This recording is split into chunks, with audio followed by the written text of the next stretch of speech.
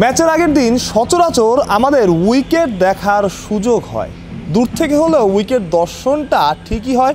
দর্শকরাও সেটা দেখেন কম বেশি, এবং উইকেট সম্পর্কে বিশেষ করে মিরপুরের দর্শকরাও খুব ভালো ধারণা রাখেন।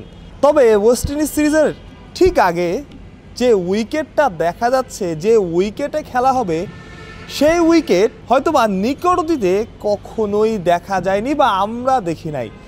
ড্যারেন সামি উইকেট দেখতে এসেছিলেন, উইকেটের চাদর সরিয়ে তিনি যখন উইকেটটা দেখলেন খানিকটা অবাকই হলেন। সেটা বোঝা যাচ্ছিল দূর থেকে দেখেই, এবং তিনি গ্রাউন্ডসম্যান যিনি ছিলেন, অর্থাৎ মাঠকর্মী যিনি ছিলেন, তার সাথে মজাও করছিলেন। একটা সময় তিনি ভিডিও করলেন উইকেটটা। টনি হ্যামিং আছেন, তিনি উইকেটে এসেছেন, উইকেটে বসেছেন, উইকেট দেখেছেন, চাদর সরিয়েছেন, এবং সেই চাদর সরানো থেকে যে উইকেটটা দেখা যায় সেই উইকেটটা নিয়ে খুব বেশি যে ধরনের উইকেট দর্শকরা চান বা যে ধরনের উইকেট নিয়ে প্রশ্ন ওঠে, সেই ব্যাটিং ফ্রেন্ডলি উইকেট বা খুব ভালো উইকেট হওয়ার কোনো সম্ভাবনাই আসলে দেখা যাচ্ছে না। সেটা না হওয়াটাও স্বাভাবিক।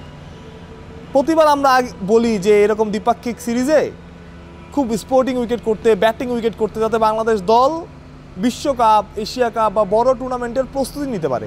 কিন্তু এখন অবস্থাটা এমন, এই ম্যাচগুলো জিতলেই বাংলাদেশের সরাসরি বিশ্বকাপ খেলার সম্ভাবনা তৈরি হবে, না হলে বাছাই পর্ব খেলতে হতে পারে। সুতরাং অনেকটা ডু অর ডাই বলা যেতে পারে, এটাই বিশ্বকাপের বাছাই পর্ব। সুতরাং উইকেট নিয়েও আসলে কোনো রকম ছাড় দেওয়া হবে না, কোনো রকম ছাড় দেওয়া যাবে না। যদিও একটা দিন মাঝে বাকি আছে, তারপরে উইকেটে খুব বেশি উন্নতি করা সম্ভব এমনটা আসলে মনে হচ্ছে না। কখনো উইকেটে রোল করা হচ্ছে, কখনো পাশের উইকেটে রোল করা হচ্ছে। পাশের উইকেটগুলো দেখলে মনে হবে যে একরকম এবড়ো থেবড়ো, এবড়ো থেবড়ো বলা যায় না, আসলে কালো মাটির কোনো একটা উইকেট, যে উইকেটে ক্রিকেটাররা হয়তো বা সেকেন্ড ওয়ানডে, থার্ড ওয়ানডে, যে উইকেটটা ঢাকা আছে সেই উইকেটে প্রথম ওয়ানডেটা বাংলাদেশের ওয়েস্ট ইন্ডিজ দল খেলবে। এখানে একটা হোম টিম হয়তো একটা সুবিধাও হয়তো বা নেবে, এবং সুবিধা না নেওয়া ছাড়া আসলে এই সিরিজে কোনো রকম উপায়ও নেই বাংলাদেশ দলের। এটা খুব সহজ কথা, এর আপনি আসলে দোষও দিতে পারবেন না। কারণ দলের যেরকম পারফরমেন্স, দল যেভাবে আফগানিস্তানের সাথে হেরেছে, হ্যাঁ আমরা যে আফগানিস্তানের সাথে জিততাম তখন হয়তো বা এই সিরিজটাতে একটু স্পোর্টিং, একটু বেশি ব্যাটিং ফ্রেন্ডলি উইকেট করার রিস্কটা হয়তো বা টিম ম্যানেজমেন্ট নিতে পারতো। আসলে এখানে টিম ম্যানেজমেন্টের কোনো রকম দোষ দেওয়ার বা বিসিবির বা গ্রাউন্ডস কমিটির কারোই দোষ দেওয়ার আসলে সুযোগ নেই, ইভেন টনি হ্যামিং। কারণ কোনো উপায় নেই আসলে যে আপনি খুব ব্যাটিং উইকেট বানাবেন, স্পোর্টিং উইকেট বানাবেন, দুই দলের ইভেন সুযোগ থাকবে, যে দল ভালো খেলবে জিতবে। বরং হোম টিম হওয়ার পুরো অ্যাডভান্টেজটা নিতে হবে বাংলাদেশকে, কোনো এছাড়া আসলে কোনো উপায়ও নেই।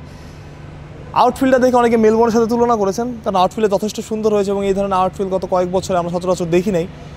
দারুণ একটা লুক এসেছে, দুই রকম ঘাস দেখা যাচ্ছে, এবং এখনও ঘাসটাটের কাজ চলছে।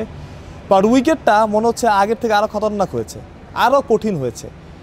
যে উইকেটে ড্যারেন সামি হাসি আসল বলেছে, ড্যারেন সামি তো বাংলাদেশকে কন্ডিশন খুব ভালোভাবে চেনেন, কিন্তু তার কাছেও মনে হয় উইকেটটা আরও কঠিন মনে হচ্ছে। বোঝাই যাচ্ছে কঠিন একটা পরীক্ষার মধ্যেই ওয়েস্ট ইন্ডিজকে পড়তে হতে পারে। তবে নিজেদের কাটা পুকুরে আবার নিজেরা না পড়লেই হয়, সেটাই এখন বড় চিন্তার ব্যাপার। কারণ যে ধরনের স্পিন, যেভাবে বাংলাদেশ স্পিন খেলেছে আফগানিস্তানের এগেনস্টে, চিন্তা তো বাড়াবেই। মাহফুজ প্রত্যয়, বিডি ক্রিক টাইম।